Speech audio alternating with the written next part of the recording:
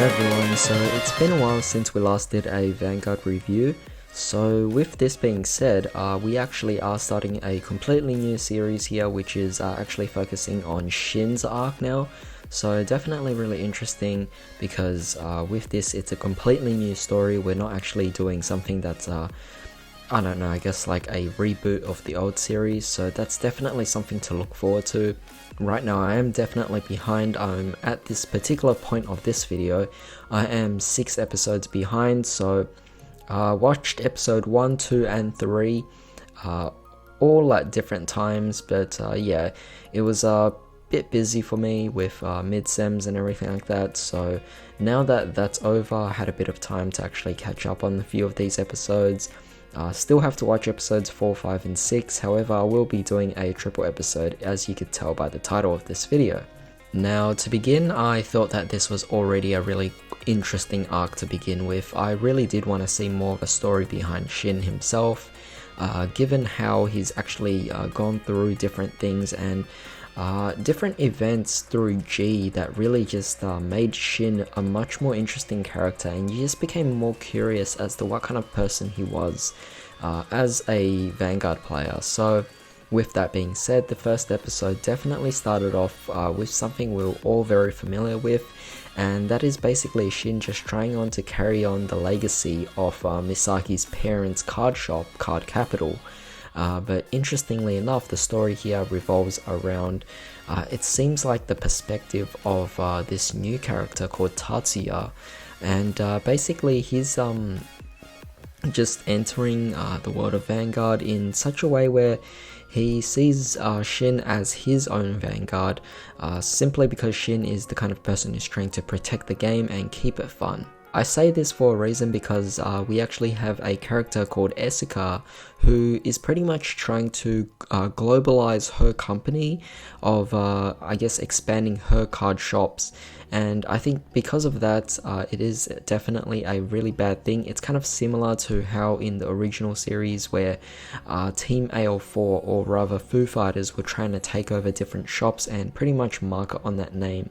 So with Esuka's case, it's another situation here. I don't really like that whole concept and the whole idea, so I probs won't be enjoying this kind of villain. But that being said, there's different ways of telling this story, so for all we know, we might be in for a surprise here. One thing I actually did like about this particular version is that while the previous versions actually focused on idols that actually sang, we actually have Esuka, who was a former bikini model, which is actually pretty surprising here. So yeah, she's basically just trying to take over Card Capital, Shin's just trying to protect it. He doesn't want a way to pretty much brand his shop under someone else's name, so that was really cool. Of course, we had a certain weird situation where they somehow managed to, I guess, manipulate Mark, who again is a character we are all familiar with from the original series. Basically, Mark is forced to pretty much take on Shin here as Ninja Master M, so that's obviously really cool to see again. And we get to see a battle between Shin and Mark here. Now, interestingly enough, unlike Vanguard G, where Shin was using Murakumo, in this particular version, he's actually using Genesis, which is definitely really cool.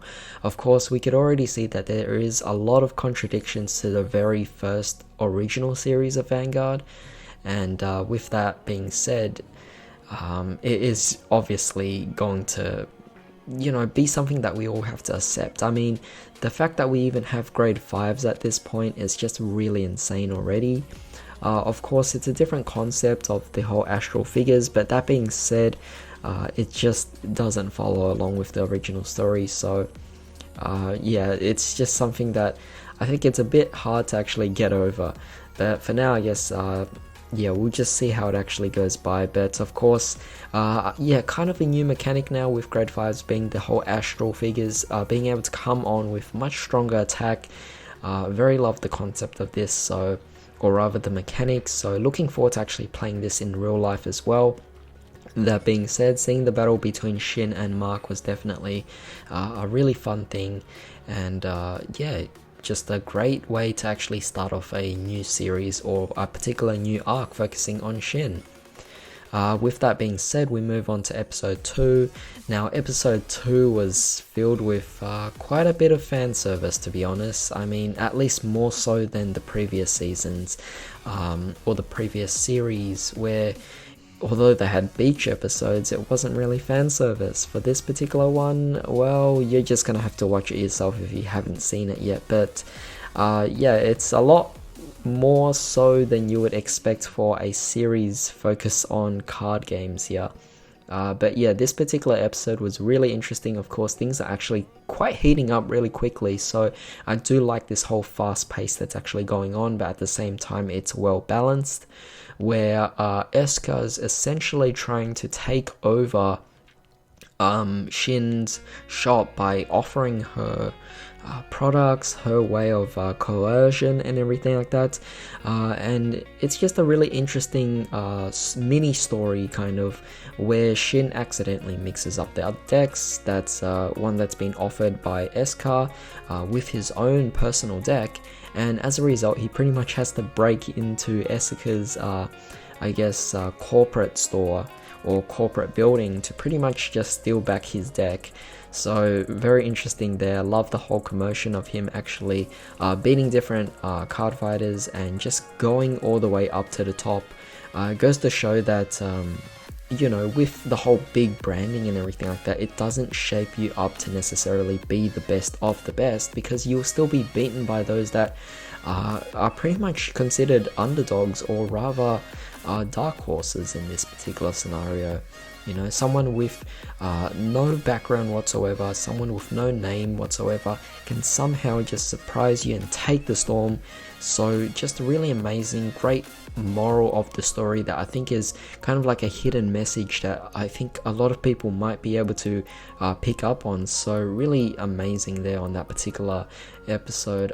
We also are introduced to two so-called S-class players who are actually groomed as the best of the best, and we don't particularly get to see their skill just yet, but it is really cool to see that you know, these two characters, Toneri and Nanami, are basically these adversaries that will basically be going up against Shin's team.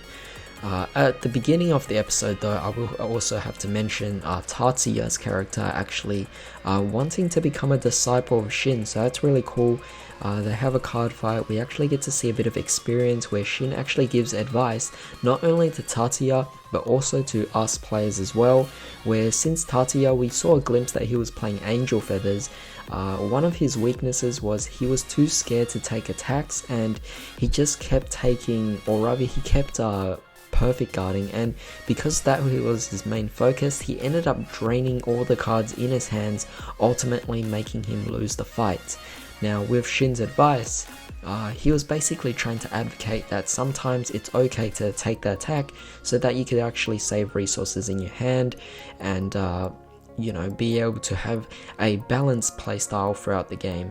And I think with that, it's definitely a really good message to also help players outside who's actually watching this as well. So really love that, and overall just a really interesting episode where we also get to see one very major reveal, where Esuka actually has a portrait or a landscape picture on her desk where she actually is with Misaki and her parents as well. So that connection there is something I'll definitely be very curious to see, but of course we'll have to find that out in the later parts of this particular season.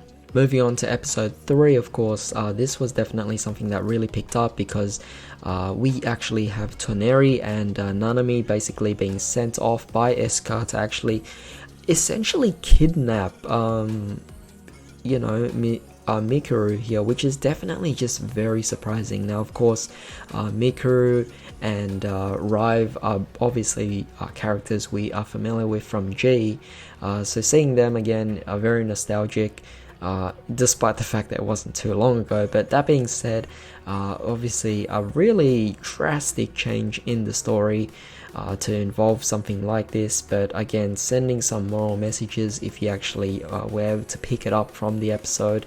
But that being said, really interesting episode here. I really love this particular one where we actually get to see a battle between both Toneri, which was a character that we were just curious about what his power was like, and at the same time we also get to see Tatia's power as well.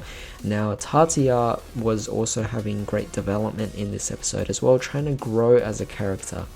Now in the end he did end up losing, but that was of course to make Toneri look like he was genuinely a strong S-class player, not to mention the fact that Toneri also had some kind of character trait being portrayed in this particular version where if he feels hungry he simply just gets stronger.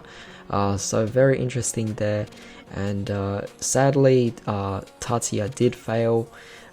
So we'll have to see what happens in the next episode. Very excited to find out what actually happens there. But that being said, these were so far just really amazing things. Just looking at the openings of the actual, the opening songs and the actual animation going on, we also get to see a few very familiar characters as well. I actually saw a glimpse of Kanzaki, so very interesting to see that he might actually pop up in this. But at the same time there's a lot of new characters that we actually have to get to know, and it just also makes me curious as to why they don't appear in the G series or the original series of Vanguard. What kind of impact will they actually have in this particular season of Vanguard? Definitely very interesting there, but that's pretty much my thoughts. I'm sure there are a few things that I might have missed out on, so do let me know, and we could always just discuss this. I mean, this is just really interesting right now. I'm hyped up, really excited for the next few episodes, so hopefully I'll have the time to actually watch them and give a quick review. But in the meantime, hope you guys have a great day. I'll see you next time.